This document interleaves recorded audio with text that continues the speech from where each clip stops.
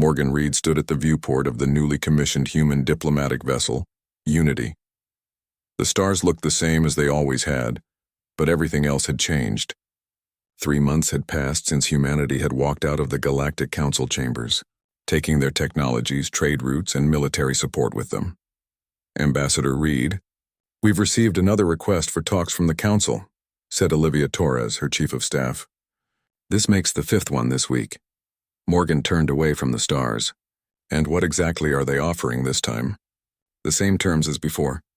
They want us back, but they're not willing to give us a vote equal to the founding species." Morgan shook her head. "Then the answer remains the same. Earth and its colonies stand with the Accord now." The Accord was humanity's answer to the Galactic Council, an alliance of species who had also been treated as second-class citizens. In just 3 months it had grown to include 15 former council races. "The Rigelian delegate is waiting in the conference room," Olivia said. "They're bringing reports of severe economic disruption in council space." "Good," Morgan said, though she took no pleasure in the suffering. "Maybe now they'll understand what we've been contributing all these years." The conference room of the Unity was designed to be welcoming to all species. Unlike the towering thrones of the council chambers that physically placed some delegates above others, here everyone sat at a round table. The Rigelian Ambassador Vex was a tall, slender being with iridescent skin that shifted colors with his mood. Currently, he was a deep purple, concern. "Ambassador Reed," Vex said, bowing slightly, "I bring news from sources still loyal to me within the council." "I'm listening," Morgan said as she took her seat. "The Vesperians are proposing secret negotiations with the Accord. Councillor Thrix believes the economic situation will only worsen." This was unexpected. The Vesperians had been among the most vocal opponents of human equality in the Council. "And what has changed their minds?" Morgan asked. "Necessity," Vex replied, his skin shifting to a greenish hue.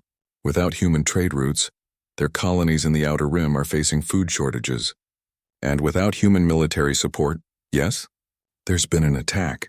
A mining colony in the Epsilon sector was completely destroyed 3 days ago." Morgan leaned forward. "Destroyed by whom?" "Pirates?"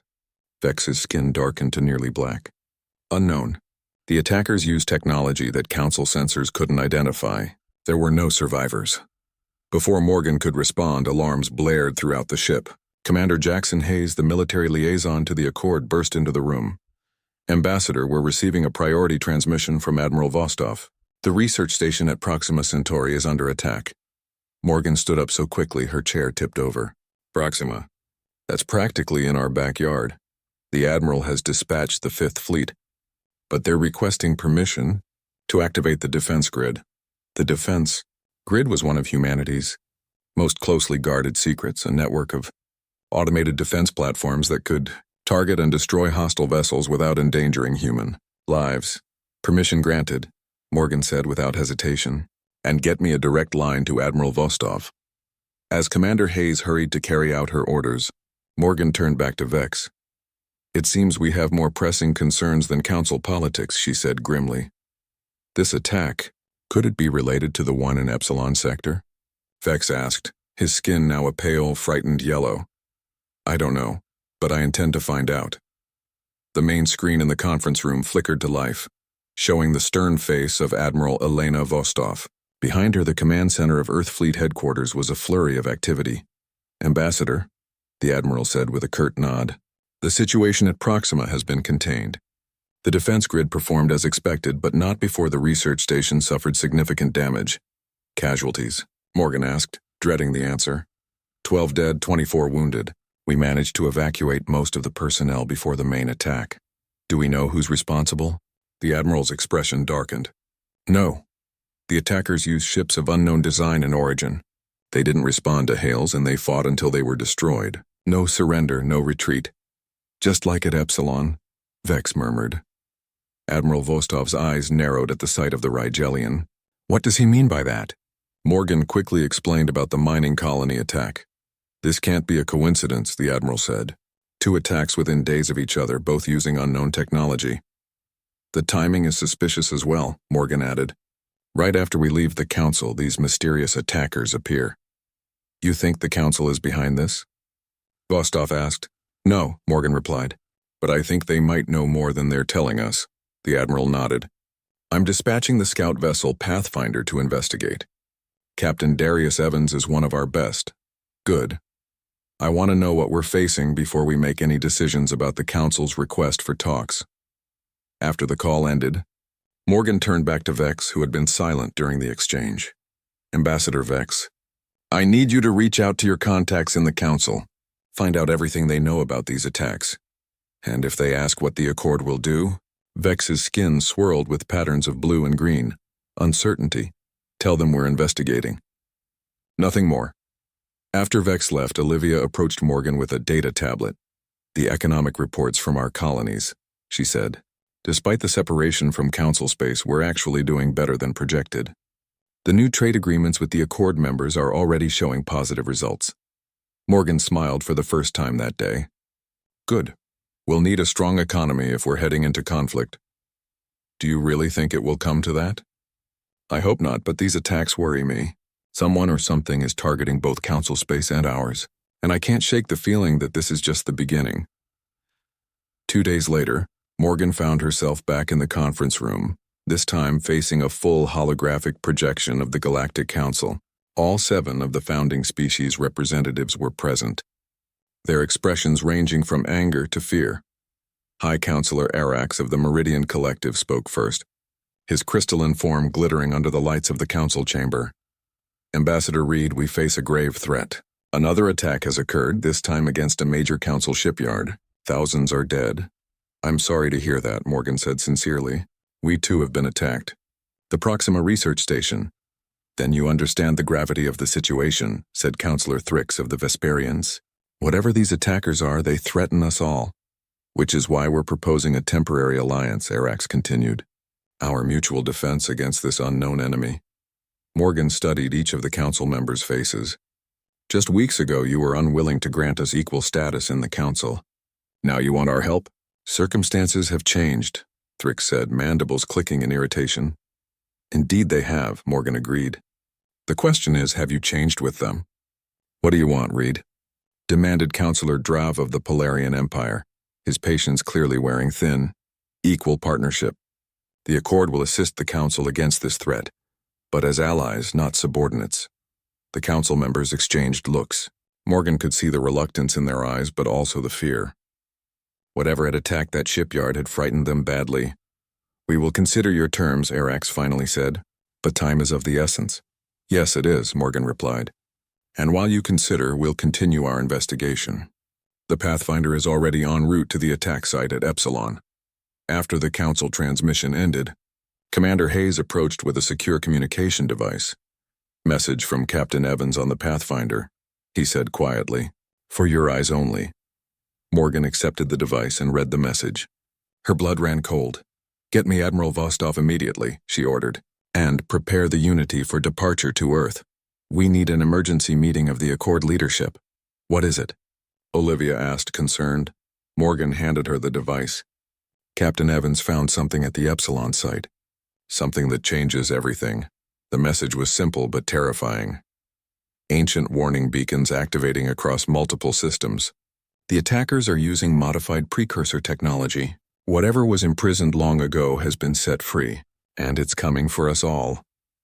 As Morgan looked back at the stars through the viewport, she couldn't help but think that humanity's decision to walk out of the Galactic Council might have come at the worst possible time. Or perhaps it was just in time to save them all. Humanity walks out, and the Galactic Council regrets it. Part 2 Captain Darius Evans guided the Pathfinder through the debris field that had once been the Epsilon mining colony. His ship was the pride of Earth's scout fleet, small, fast, and equipped with the most advanced sensors humans had ever developed.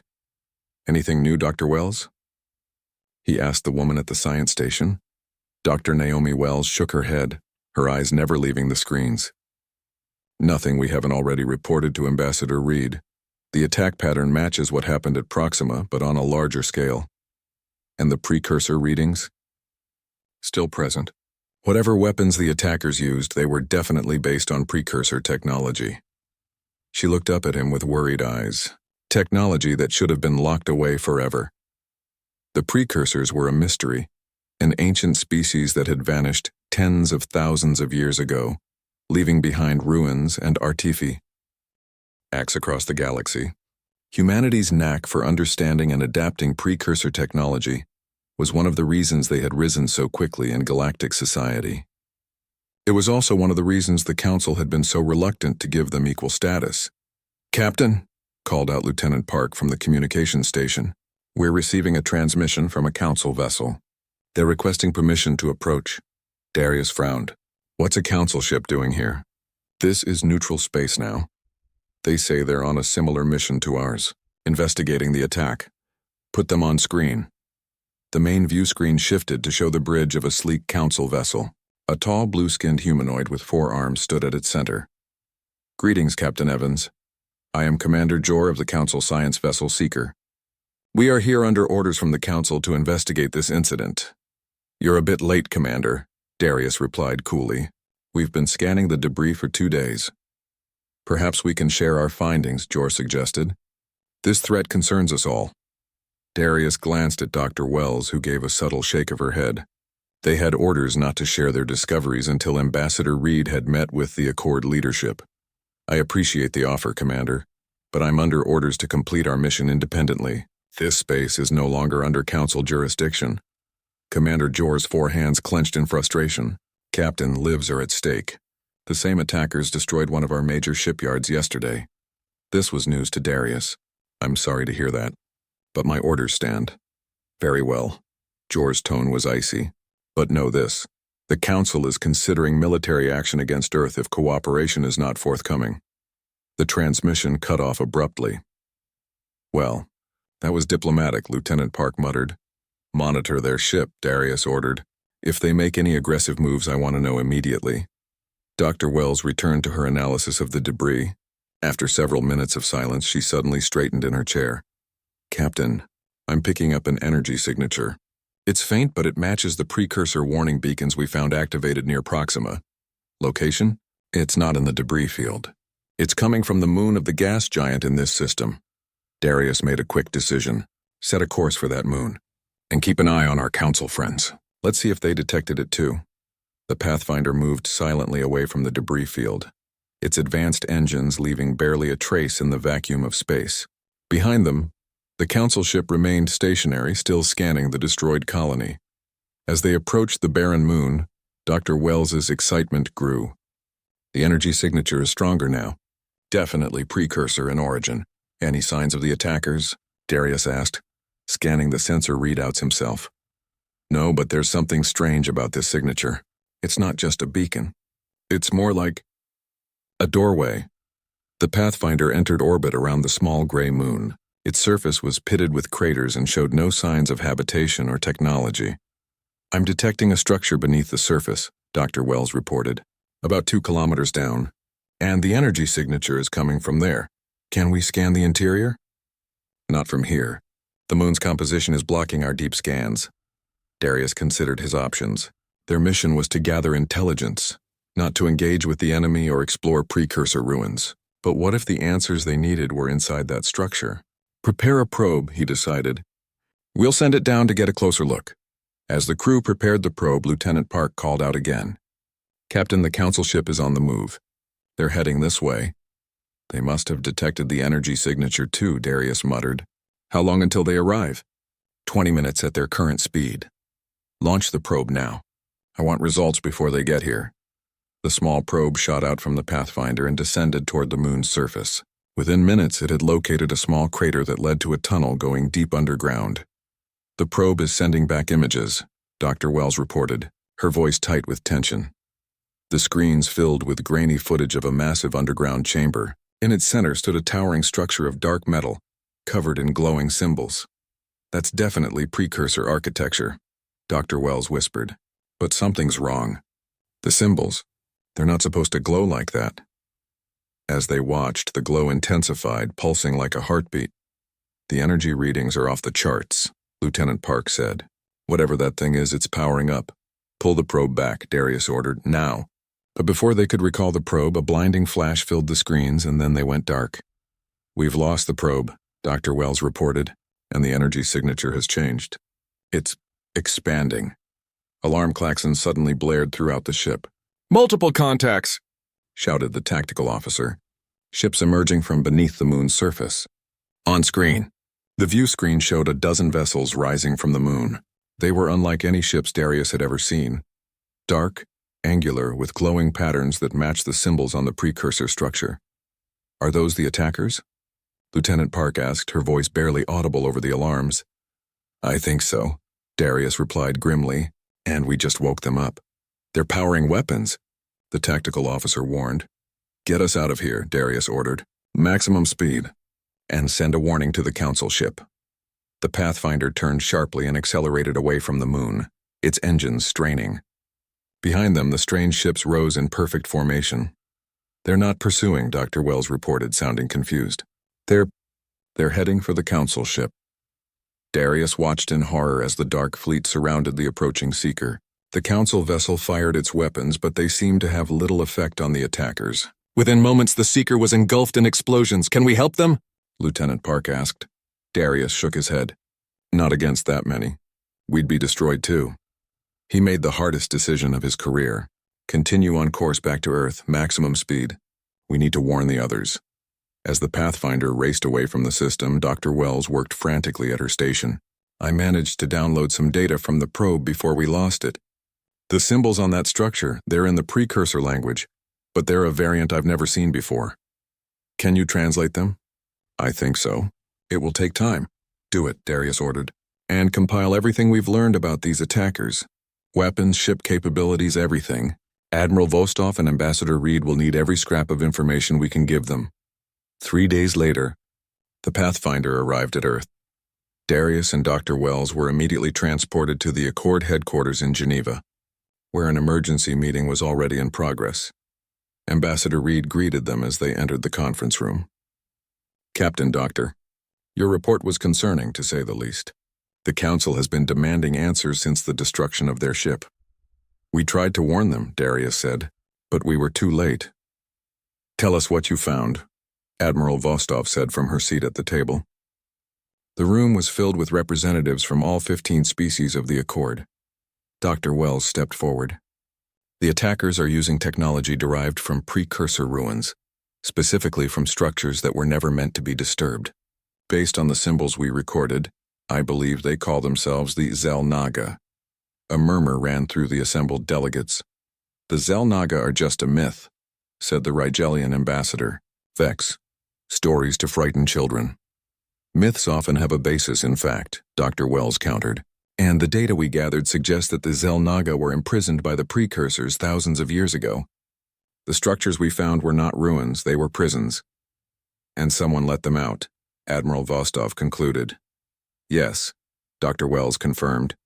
The energy signatures match those from a precursor power station that the Council began exploiting for energy about a year ago. All eyes turned to Ambassador Reed. The Council didn't just lose our support when we walked out, she said slowly. They lost our expertise, our understanding of precursor technology. They didn't know what they were tampering with, Darius added. And now we're all paying the price. A silence fell over the room as the implications sank in. What did the Xel'Naga want? Asked one of the delegates finally. Dr. Wells looked grim. Based on the attack patterns and the symbols we translated, they seem to be targeting any species using precursor technology. They see it as their technology, stolen by the precursors who imprisoned them, which means Earth is likely a primary target, Admiral Vostok said, given our extensive use of adapted precursor tech. Ambassador Reed stood up, her decision made. We need to contact the Council. Not for our sake, but for the sake of all spacefaring species. The Xel'Naga won't distinguish between Council members and Accord members. What exactly are you suggesting? Admiral Vostok asked. A temporary alliance. Combined fleets, shared intelligence, joint research into weapons that can counter precursor technology. The Council would never agree to work with us as equals, Vex protested. Ambassador Reed's expression was determined. They will if the alternative is extinction. As the meeting continued, Darius found himself looking out the window at the peaceful Earth below. He wondered how much longer that peace would last. The Xel'Naga ships had destroyed a Council warship in seconds. How would Earth's fleet fare against such power? But they had one advantage the Council didn't. A deep understanding of precursor technology. If anyone could find a weakness in the Xel'Naga's defenses, it would be scientists like Dr. Wells. The debate in the conference room grew heated as delegates argued about whether to trust the council. But Darius already knew what the outcome would be. Humanity had walked out on the Galactic Council to stand on its own terms. Now, ironically, they would be the ones extending a hand of cooperation, not from weakness but from wisdom. And if the council refused that hand, then humanity would stand alone against the darkness as they had so many times before. The alarm sounded again, cutting through the debate. Report. Admiral Vostov barked into her communicator. The response came back, filling the room with dread. Multiple unknown vessels have entered the Sol system. They match the description of the ships that attacked Proxima. They're heading straight for Earth. The time for debate was over. The war had come home. Humanity walks out, and the Galactic Council regrets it. Part 3 Admiral Elena Vostov stood on the bridge of the EFS Invincible, Earth's largest battleship. The massive view screen showed the approaching Xel'Naga fleet, 20 dark vessels with glowing symbols etched into their hulls. Status of the defense grid? She demanded. Online and ready, Admiral, replied her tactical officer. All platforms are targeting the hostile vessels. Hold fire until my command. I want a closer look at what we're dealing with. The Xel'Naga ships moved with unnatural precision, forming a perfect arrowhead as they approached Earth's orbital defense line. Behind them, a swarm of smaller vessels followed. Hundreds of fighter-sized craft. Message from Earth Command, the communications officer reported. The civilian evacuation of the orbital stations is at 70%. They need more time. They'll have it, Elena said firmly. She turned to her second-in-command. Deploy the fleet in defensive formation Beta. Priority is protecting those stations. Earth's fleet moved into position 30, capital ships and their escorts forming a barrier between the approaching enemy and the vulnerable civilian stations. The tension on the bridge was palpable as the distance between the fleets closed. Admiral, the tactical officer called out, we're detecting unusual energy readings from the lead enemy vessel. They appear to be charging weapons. Elena made a swift decision. Defense grid, open fire. All ships engage at will. Protect those stations at all costs. Earth's automated defense platforms fired first, lances of energy stabbing out from orbit towards the Xel'Naga ships. The alien vessels made no attempt to evade, taking the hits directly on their hulls. Direct hits on multiple targets, the tactical officer reported, then paused in disbelief. No damage detected? Impossible, Elena muttered. Increase power to the main cannons. The Earth fleet opened fire with everything they had. The space between the two fleets lit up with weapons fire. But the Xel'Naga continued their advance, seemingly untouched. Then they returned fire. Beams of sickly green energy lashed out from the alien ships, cutting through Earth's defenses like they weren't there. 2 defense platforms exploded instantly. A frigate broke in half, its crew spilling into the void. Adjust shield frequencies, Elena ordered. Find something that can block their weapons. But it was too late. The Xel'Naga fighters swarmed forward, overwhelming Earth's defensive line. Ships exploded across the formation as the alien superior weaponry tore through human technology. We can't hold them, the tactical officer said, his voice tight with fear. Our weapons are ineffective and our shields might as well not be there. Elena watched in horror as a third of her fleet was destroyed in minutes. She had never faced such a one-sided battle before, but she couldn't retreat, not with civilians still evacuating the stations. Message from the Mars Defense Perimeter, the communications officer announced. They're launching everything they have to support us. Elena knew it wouldn't be enough. Mars had only a token defense force compared to Earth's fleet. They would be sacrificing themselves for nothing. Then, unexpectedly, the communications officer straightened in surprise. Admiral, we're receiving a transmission. It's from a council fleet. On screen, Elena ordered. The view screen split, showing the stern face of a Meridian commander, a crystalline being glittering against the dark backdrop of space. Admiral Vostov, I am Fleet Commander Laris of the Galactic Council. We monitored your distress calls and have arrived to render assistance. Elena could hardly believe it. Through the view screen's tactical overlay, she could see a council fleet dropping out of faster-than-light travel on the far side of the Xel'Naga formation. At least 50 vessels of various sizes. Your assistance is welcome, Commander, she replied, professional despite her surprise. But be advised, conventional weapons appear ineffective against the enemy ships. We are aware, Laris replied. The Council has been analyzing data from previous encounters. We believe we have developed a countermeasure. As if to demonstrate, the Council fleet opened fire with pulsing blue beams. Where Earth's weapons had failed to make an impact, these new weapons caused visible damage to the Xel'Naga ships, cracking their dark hulls. Transmitting weapon specifications now, Laris continued. Your engineers should be able to modify your systems accordingly. Elena nodded to her tactical officer, who immediately began working with the engineering team to implement the modifications. Why help us now? Elena couldn't help asking. The High Council has recognized the severity of the threat, Laris replied. And they have acknowledged that your expertise with precursor technology may be our only hope of survival. The battle raged as Earth's engineers worked frantically to modify their weapons. The Council fleet fought valiantly, their modified weapons dealing damage to the Xel'Naga, but they were still outnumbered.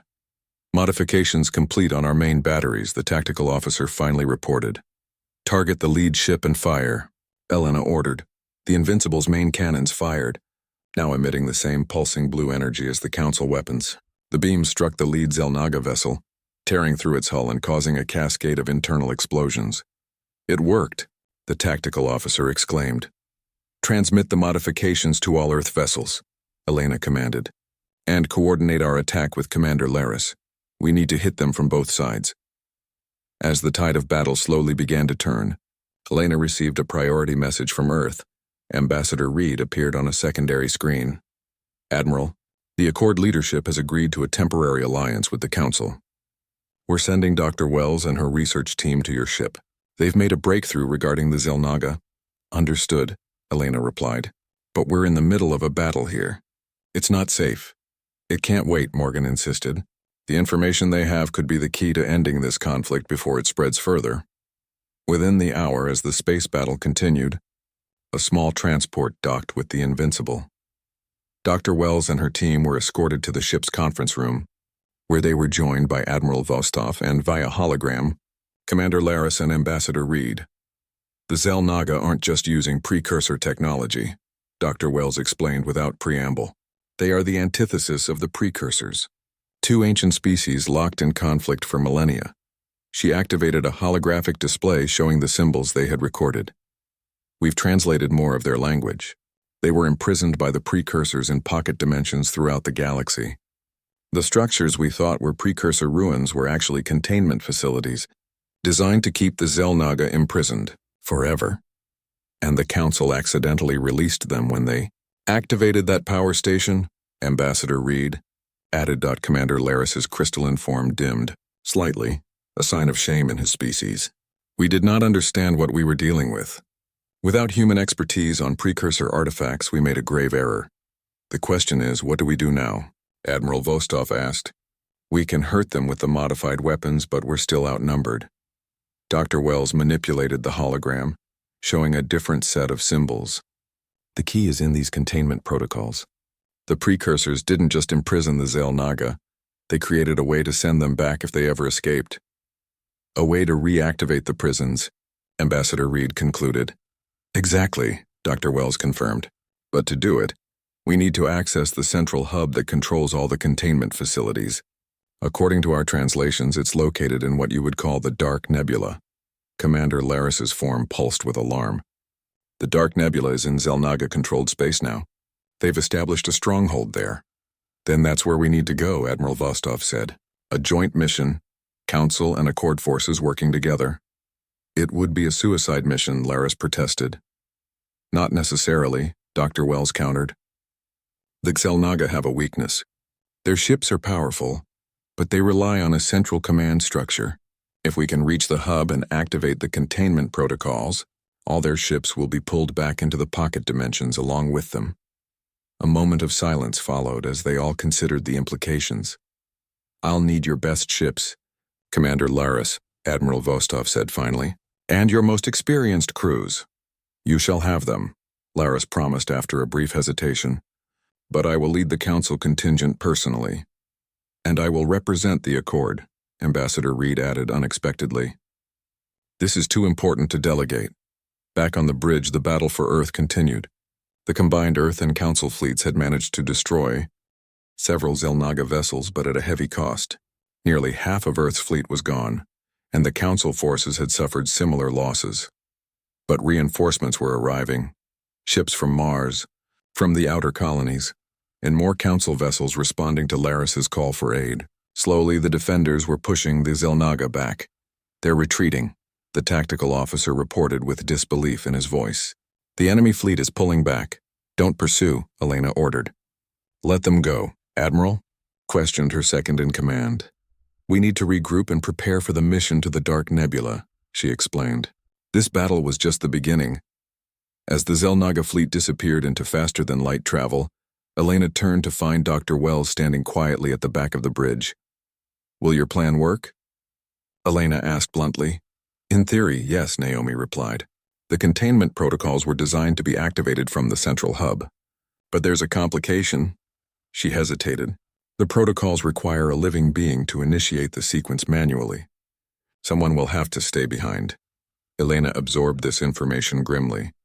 I see. A suicide mission indeed. I've volunteered, Dr. Wells said quietly. No. Elena shook her head firmly. You're too valuable. Your knowledge of precursor language and technology can't be lost. We'll find another way.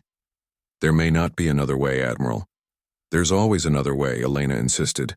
That's what humans do. We find alternatives when everyone else sees only one path forward. The planning for the mission to the Dark Nebula began immediately. Council and Accord engineers worked side by side, further refining their weapons to combat the Xel'Naga technology. Intelligence teams analyzed the battle data, looking for tactical weaknesses to exploit. In the officers' mess later that night, Elena found herself sharing a table with Commander Laris, who had transported over from his ship for the planning sessions. Your people fought well today, Laris said, his crystalline voice tinged with respect. I did not expect such, resilience. Humanity has a habit of surprising people, Elena replied. She studied the alien commander. Why did the Council really come to our aid? It can't just be our knowledge of precursor tech. Laris was silent for a moment. When humanity walked out of the Council, many of us were relieved. We thought it would restore the old order. No more humans questioning traditions, pushing boundaries, demanding change. But we quickly discovered how much we had come to rely on your species. Not just your technology or trade routes, but your perspective.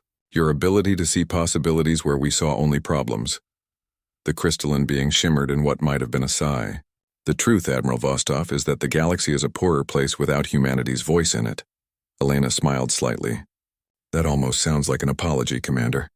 Take it as you wish, Laris replied. But know this.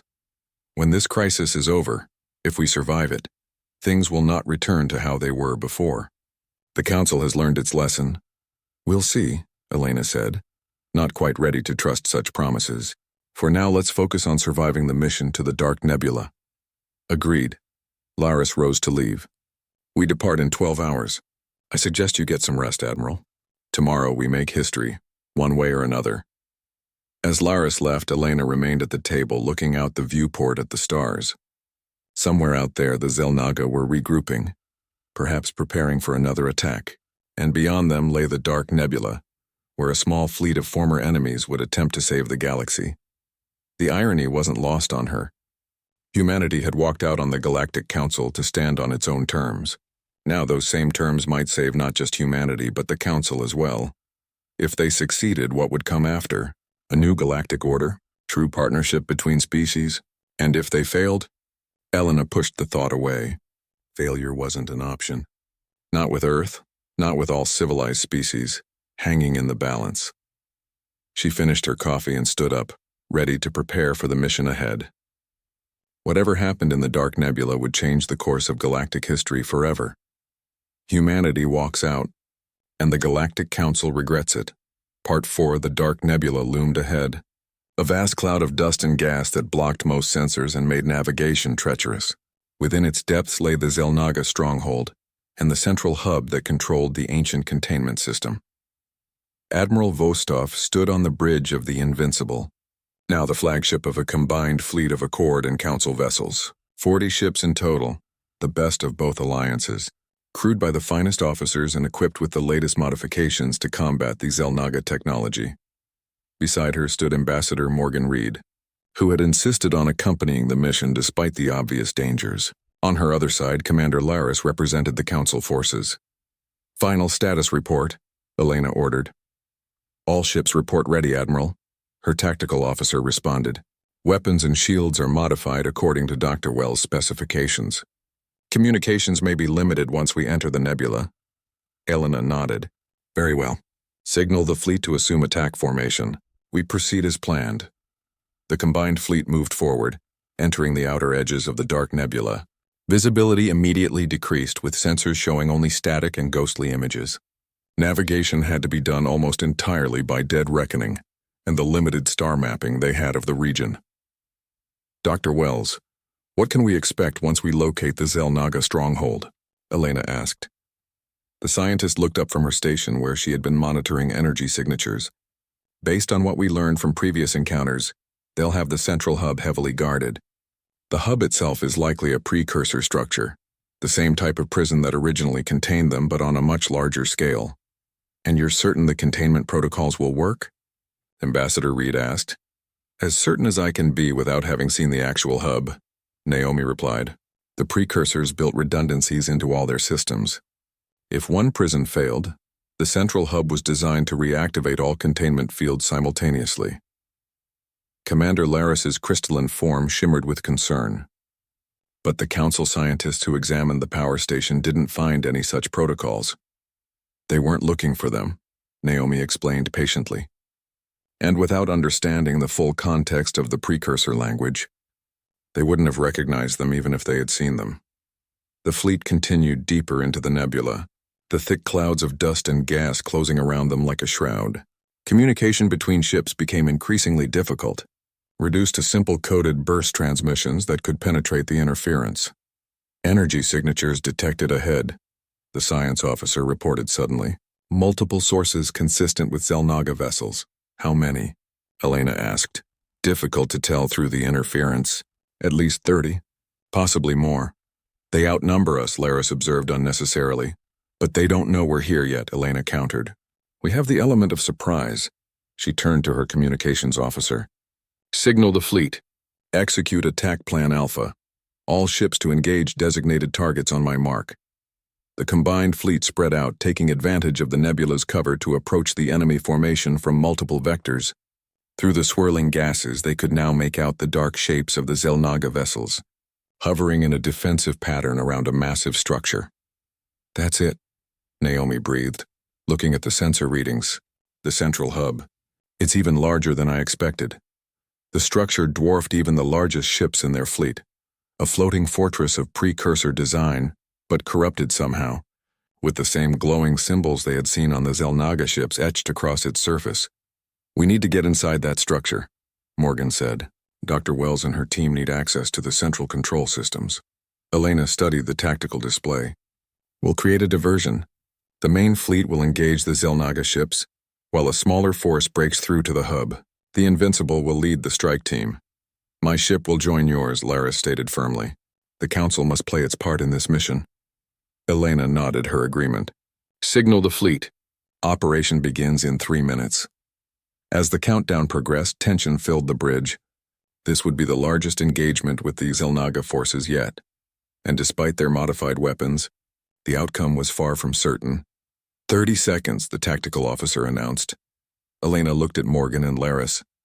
"Whatever happens, it's been an honor serving with you both." "The honor is ours, Admiral," Laris replied formally. "Mark," Elena called out as the counter reached 0. "All ships engage." The combined fleet opened fire simultaneously, their modified weapons cutting through the nebula and striking the unprepared Xel'Naga vessels. Several of the alien ships were destroyed in the initial barrage before they could raise their defenses, but the Xel'Naga recovered quickly. Their ships turned with unnatural coordination, returning fire with devastating effect. 3 Accord vessels and 2 Council ships were lost in the first exchange. "Push forward," Elena ordered. "Don't let them regroup." The battle spread across a wide area as ships maneuvered through the nebula. using the dust clouds for cover, and then emerging to fire before disappearing again. It was a deadly game of hide-and-seek with the lives of trillions hanging in the balance. The Invincible, accompanied by Laris's flagship and 4 escort vessels, broke away from the main battle, accelerating toward the central hub. The Xel'Naga noticed the maneuver and diverted several ships to intercept them. 6 enemy vessels on intercept course, the tactical officer reported. They'll cut us off before we reach the hub. Evasive maneuvers, Elena commanded. Pattern Delta. We need to break through their line. The small group of ships veered sharply, changing course in an attempt to outflank the approaching Xel'Naga vessels. But the alien ships anticipated the move, adjusting their own course to maintain the intercept. They're predicting our maneuvers, Elena realized with growing concern. They're reading our tactical patterns. The Xel'Naga possess a collective consciousness, Dr. Wells explained quickly. They learn from each encounter, sharing the knowledge instantly across their entire fleet. Then we need to do something unpredictable, Morgan suggested. Elena thought for a moment, then turned to her communications officer. Send a coded message to Captain Evans on the Pathfinder. Tell him to execute Maneuver Omega.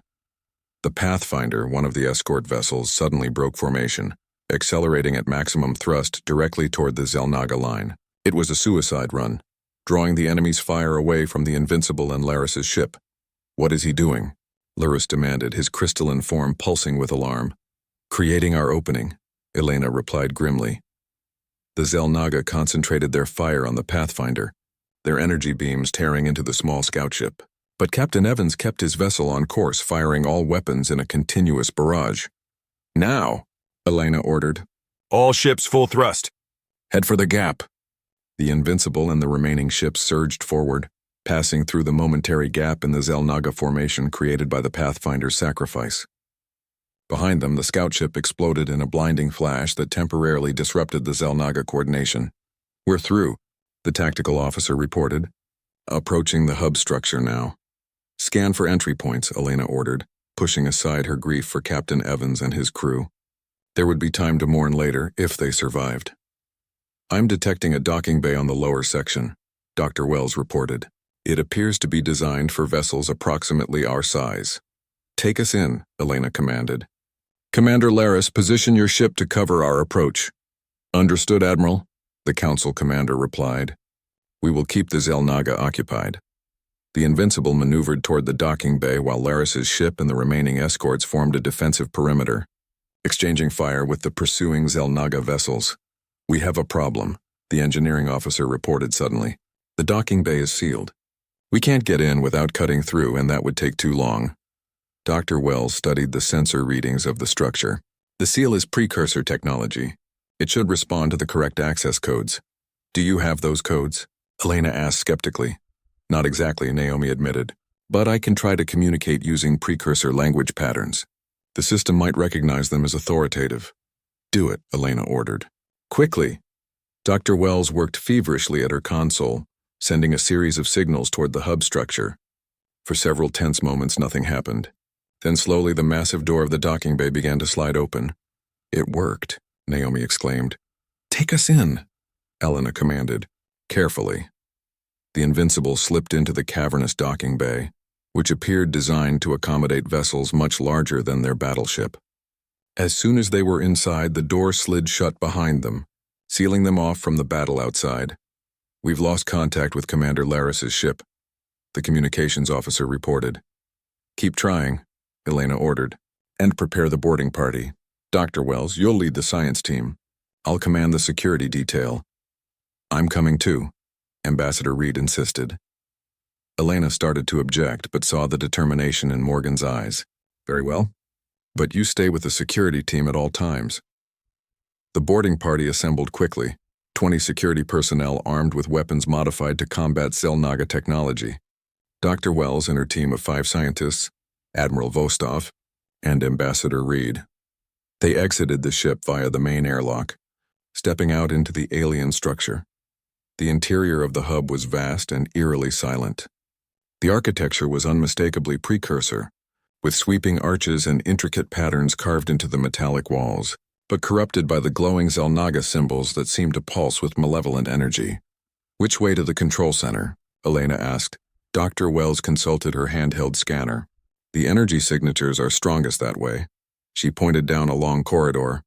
But I'm detecting multiple life forms throughout the structure. Xel'Naga? Morgan asked. Most likely, Naomi confirmed. We should proceed with caution.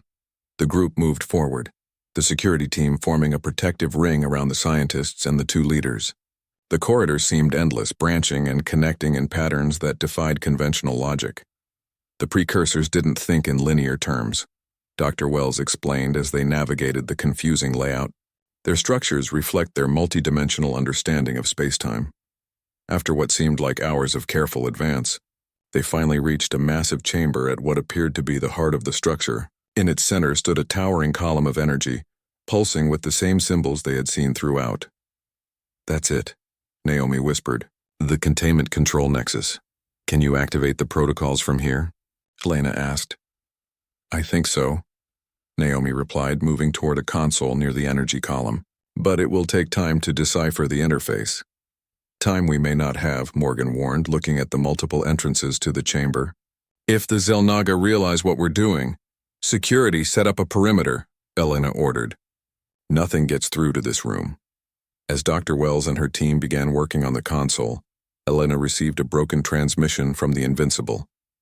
Admiral, under attack. Xel'Naga boarding parties. Cannot hold. We need to hurry, Helena told Dr. Wells. Our ship is under attack. Naomi nodded grimly, her fingers flying over the alien controls. I'm making progress. The system recognizes some of the command sequences I'm inputting.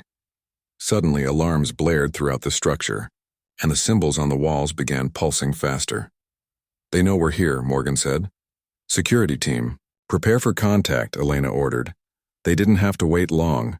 From three of the entrances, figures emerged. Tall, spindly beings with skin like burnished metal and eyes that glowed with the same energy as their symbols. The Xel'Naga had come to defend their stronghold. The security team opened fire immediately, their modified weapons causing visible damage to the alien beings. But there were many of them, and they moved with incredible speed. Dr. Wells? Helena called out urgently as she fired her own weapon at the approaching enemies. Almost there, Naomi replied, her voice tight with concentration.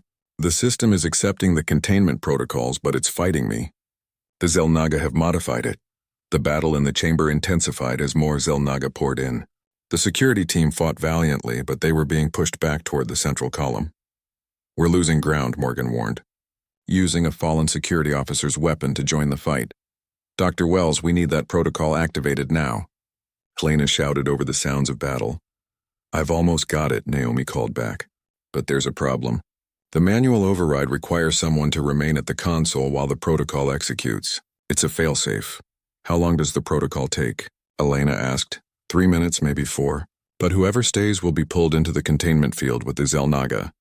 Helena and Morgan exchanged a grim look. Someone would have to sacrifice themselves to save everyone else. I'll do it, Helena decided. Get your team back to the ship if you can. No, Morgan countered. I'm staying. As ambassador of the Accord, this is my responsibility. Neither of you is staying, Naomi interrupted firmly. This is a scientific mission, and I'm the only one who can make sure the protocol executes correctly. Before either could argue, a new voice joined the conversation. The Council must bear the responsibility for releasing the Xel'Naga. The debt must be paid. Commander Laris stepped into the chamber, his crystalline form damaged, but still functioning. Behind him, a squad of Council security forces engaged the Xel'Naga in the corridor. Commander, Helena exclaimed. How did you get here? We docked on the other side of the structure, Laris explained quickly. When we lost contact with your vessel, I led a boarding party to find you. The Council commander moved to Dr. Wells' side at the console. Show me what must be done. I will remain. Commander, you don't have to do this, Morgan began. I do. Laris cut her off.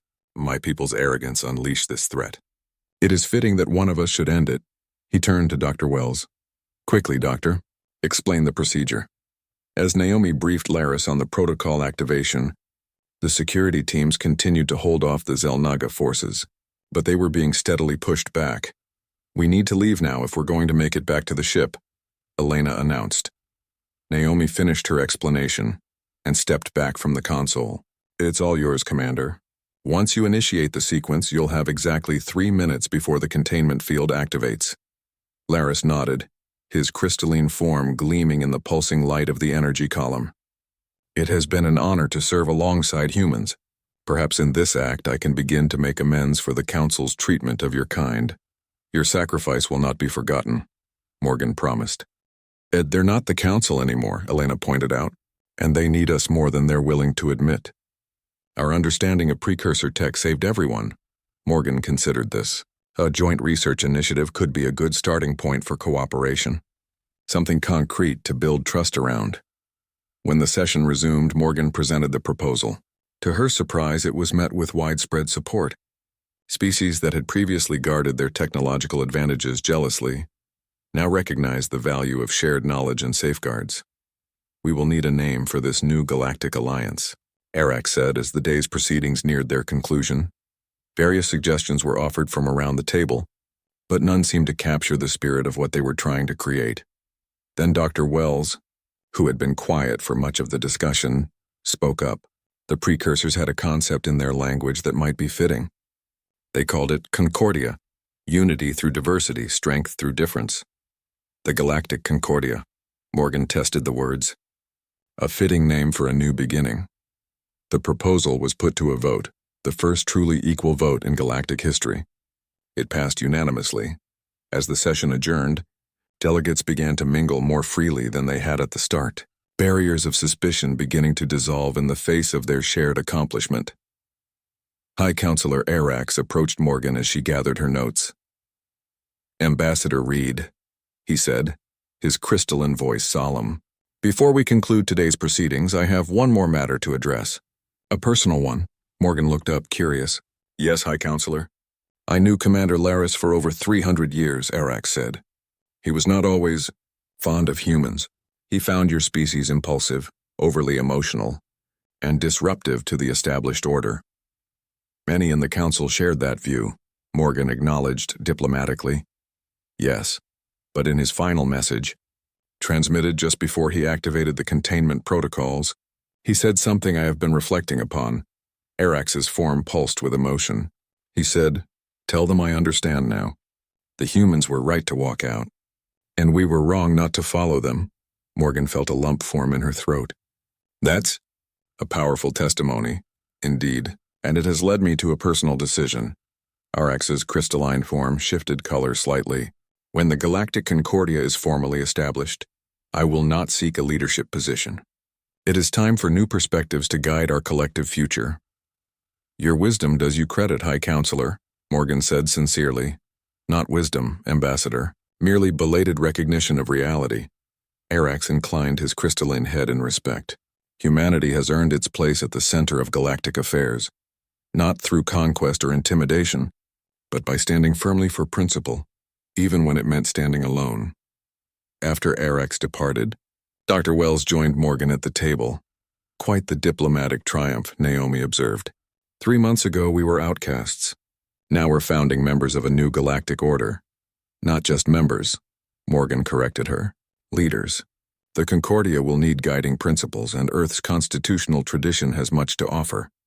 Will it last, do you think? Naomi asked. Or will the old powers eventually reassert themselves? Morgan considered the question carefully. That depends on us as much as them. We walked out on principle. Now we need to walk forward with the same commitment to equality and cooperation. The next morning, the final session began with the formal drafting of the Concordia Charter. Each species contributed elements from their own legal and cultural traditions, creating something that was truly representative of galactic diversity. As the document took shape, Admiral Vostov received an urgent message. She approached the table with a concerned expression. Ambassador, delegates, I apologize for the interruption, but we've detected unusual energy readings from several former Zelnaga sites. The containment appears to be holding, but there's something you all should be aware of. She activated the central holographic display, showing sensor readings from across the galaxy. The precursor containment system wasn't just designed to imprison the Zelnaga, Elena explained. It appears to be part of a larger network, possibly an early warning system for other threats. Dr. Wells studied the readings intently. The Admiral is correct. These energy patterns suggest the system is monitoring something beyond our current understanding, perhaps in other galaxies or dimensions. Are we in danger? Asked one of the council delegates. Not immediately, Elena assured them. But these readings suggest we may face other challenges in the future. Challenges that none of us can meet alone. Morgan looked around the table at the representatives of dozens of civilizations, each with their own unique perspectives and abilities. Then it's fortunate we're no longer alone, she said. The Concordia represents the combined wisdom and strength of all spacefaring species. Whatever comes, we will face it together. The signing of the Concordia Charter took place that afternoon on the steps of the Great Hall, broadcast to trillions of beings across thousands of worlds. One by one, the representatives of 38 species affixed their signatures or equivalent marks to the document. Morgan signed last, as the host of the gathering. As she set down the pen, she looked out at the assembled delegates and the crowds beyond. Today marks not just the end of one era, but the beginning of another, she declared. When humanity walked out of the Galactic Council, we did so because we believed in a better way. Today we walk forward together, as equals and allies in a vast and wondrous universe. The cheers that greeted her words echoed across Earth and beyond, carried by faster-than-light communications to every corner of inhabited space. Later, as the celebrations continued across Geneva, Morgan found herself back at the viewport in the Great Hall looking up at the stars. Admiral Vostok joined her, 2 glasses of champagne in hand. To new beginnings, Elena offered, handing Morgan one of the glasses. And to those who sacrificed to make them possible, Morgan added, thinking of Captain Evans, Commander Laris, and countless others. They drank in companionable silence, contemplating the future they had helped create. You know, Elena said eventually, there's a certain irony in all this. We had to leave the council to transform it. Morgan smiled. Sometimes you have to stand apart to show others a different path. And now? Elena asked. What comes next for Ambassador Morgan Reed? Morgan looked out at the stars again. Those distant points of light that represented worlds beyond counting, civilizations with histories stretching back millions of years, and others just beginning their journey into space. Now comes the hard part, she said. Building something that will last. Making sure the Concordia lives up to its promise. If anyone can do it, you can, Elena assured her. Not me alone, Morgan corrected her. All of us together. That's the whole point, isn't it? No single species has all the answers. But together, sharing our strengths and supporting each other through our weaknesses. She left the thought unfinished, but Elena nodded in understanding. Outside the Great Hall, the diverse representatives of the newly formed Galactic Concordia mingled freely. Former enemies, now cautious allies. Former subordinates, now equal partners. There would be challenges ahead, conflicts to resolve, wounds to heal. But the foundation had been laid for something unprecedented, a true community of worlds. 3 months ago, humanity had walked out of the Galactic Council in protest. Today, they had helped lead the galaxy into a new era of cooperation and mutual respect. The Council had indeed come to regret humanity's departure, but not in the way anyone had expected. Instead of weakening the galactic order, it had transformed it into something stronger, more just, and better prepared for whatever the universe might bring. As Morgan looked at the stars once more, she felt a sense of both accomplishment and anticipation. The journey was just beginning. Go, Laris urged them. Save our people. Both our peoples. Elena ordered the remaining security team to form up around the scientist and the ambassador. Fall back to the ship, move. As they retreated from the chamber, Laris began the activation sequence. The symbols throughout the structure changed color, shifting from their malevolent red glow to a cool blue. It's working, Naomi confirmed, checking her scanner as they ran through the corridors. The containment protocols are coming online throughout the hub. They reached the Invincible to find the crew fighting off the last of the Zelnaga boarding parties.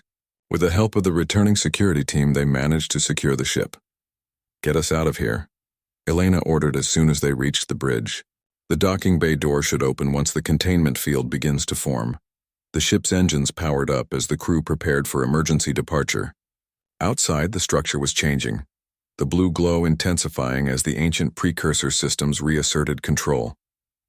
1 minute until containment field activation, Naomi announced, watching her instruments. The docking bay doors are opening, the tactical officer reported. Take us out, Elena commanded. Maximum thrust as soon as we clear the bay. The Invincible shot out of the docking bay into the chaos of the continuing battle. All around them, the Xel'Naga ships were starting to glow with the same blue energy that now enveloped the hub. Signal the fleet, Elena ordered. All ships to maximum safe distance immediately. The containment field will capture any Xel'Naga technology in range. As the combined fleet retreated, the blue energy expanded from the hub structure, engulfing the Xel'Naga vessels one by one. Where they had been, only empty space remained, pulled back into the pocket dimensions that had imprisoned them for millennia. Containment protocol complete, Naomi reported as the blue glow faded. All Xel'Naga signatures have disappeared from our sensors. A cheer went up from the bridge crew, but it was subdued.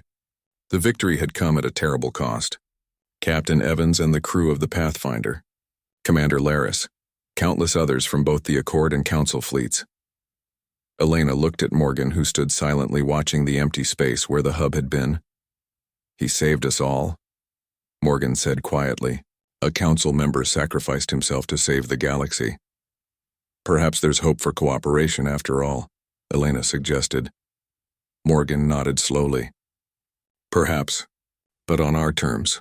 Equal partners or nothing. The council will have no choice but to agree now, Elena pointed out. Not after this. As the surviving ships regrouped, preparing for the journey home, Elena couldn't help but wonder what this new era might bring. Humanity had walked out on the Galactic Council to demand respect. Now, ironically, that respect had been earned through a crisis that might never have occurred if humans had remained to guide the Council's use of precursor technology. The galaxy had changed forever. And when the dust settled, a new order would emerge, one where humanity and all other species would stand as equals in the face of whatever challenges the universe might bring next. Humanity walks out, and the Galactic Council regrets it. Part 5. 3 weeks after the battle at the Dark Nebula, Earth hosted the most important diplomatic gathering in galactic history. Representatives from all Council worlds and Accord members converged on Geneva to discuss the future of interstellar relations. The Great Hall of Unity, constructed hastily for this very purpose, was filled to capacity. At its center stood a circular table with no head position, a deliberate choice to symbolize the equality of all present. Ambassador Morgan Reed entered the hall alongside Admiral Elena Vostov. Both women still bore the physical and emotional scars of their mission to the Xel'Naga stronghold. Behind them walked Dr. Naomi Wells, whose understanding of precursor technology had made their victory possible. The hall fell silent as the human delegation took their places at the table. Across from them sat High Counselor Arax of the Meridian Collective, now the acting leader of the Galactic Council following the death of several senior members during the conflict. Ambassador Reed, Arax greeted, his crystalline form catching the light. Admiral Vostov, Dr. Wells, on behalf of the Galactic Council, I welcome you to these historic proceedings. Morgan nodded in acknowledgement. High Counselor, we appreciate your presence here on Earth. It seemed only fitting, Arax replied, given the circumstances that bring us together. The formalities continued as each delegation was introduced. 15 species from the Accord and 23 from the Council. All had suffered losses in the conflict with the Xel'Naga. All had reason to reconsider the old ways of doing things. When the introductions were complete, Morgan stood to address the assembly. 3 months ago, humanity walked out of the Galactic Council chambers, she began, her voice carrying clearly through the hall. We did so because we believed in a fundamental principle, that all spacefaring species deserve equal representation and respect, regardless of how long they have traveled among the stars. She paused, looking around at the diverse gathering. We did not anticipate that our departure would coincide with the greatest threat our galaxy has faced in millennia, nor did we expect to find ourselves fighting alongside the very institution we had rejected. But crisis reveals character, both in individuals and in civilizations. Morgan gestured to the empty chair that had been placed at the table in honor of Commander Laris. We all witnessed acts of extraordinary courage and sacrifice. Council and Accord members alike gave their lives to ensure our collective survival. Commander Laris made the ultimate sacrifice, acknowledging the Council's mistake and taking personal responsibility for correcting it. High Counselor Arax inclined his crystalline head in a gesture of respect. The question before us now, Morgan continued, is what we learn from this experience. Do we return to the old hierarchies that left us vulnerable, or do we forge a new path together, recognizing that diversity of perspective and equality of voice make us all stronger? As Morgan took her seat, Arax rose to respond. The Galactic Council has existed for 12,000 years, he began. In that time, we have seen empires rise and fall. We have witnessed the birth and death of stars. We believed our traditions and hierarchies were the foundation of galactic stability. The crystalline being's form dimmed slightly, a sign of humility in his species. We were wrong. Our refusal to grant humanity and other younger species equal status was not wisdom, as we told ourselves, but arrogance. This arrogance led directly to the release of the Zelnaga when we tampered with precursor technology we did not fully understand. A murmur ran through the assembled delegates. Had we heeded human expertise on precursor artifacts, Arax continued, this catastrophe might have been avoided. Had we valued the perspectives of all spacefaring cultures equally, we might have seen the danger before it was too late. He turned to face Morgan directly. The Council acknowledges its error, Ambassador Reed. We recognize that the old ways must change. We are prepared to dissolve the current Council structure and form a new galactic assembly, where all species have an equal voice. The hall erupted in a mixture of gasps, applause, and heated discussions. This was more than Morgan had dared to hope for, a complete restructuring of galactic governance. When the noise subsided, Morgan responded carefully. Your words are welcome, High Counselor. But what guarantees can you offer that this new assembly will not eventually revert to the old power dynamics? Arax's crystalline form pulsed with light, the equivalent of a thoughtful nod. A fair question.